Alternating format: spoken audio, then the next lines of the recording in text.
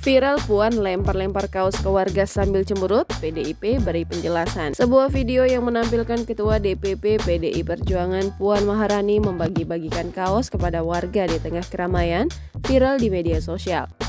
Pasalnya, Puan membagikan kaos itu dengan cara dilempar. Di dalam video itu, terlihat Puan yang mengenakan kemeja hitam membagi-bagikan kaos berwarna hitam. Tak sampai di sana, Puan juga tampak marah kepada pengawal pribadinya yang memegang kaos tersebut. Alhasil, mukanya pun tampak cemberut, tanpa senyum sedikit pun. Video ini pun viral di media sosial. Sejumlah netizen pun menyoroti ekspresi Puan. Ketua DPP PDIP, Said Abdullah angkat bicara mengenai video yang viral. Peristiwa itu terjadi belum lama ini di wilayah Jawa Barat yang sempat disebut Puan sebagai kandang banteng. Menurut dia, raut wajah Puan yang cemberut lantaran walprinya yang tidak menjalankan tugasnya dengan benar.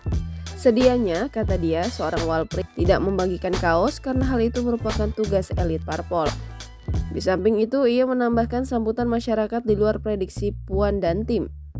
Ia mengatakan Puan selalu ingin turun ke bawah untuk tahu apa yang sesungguhnya diinginkan oleh masyarakat.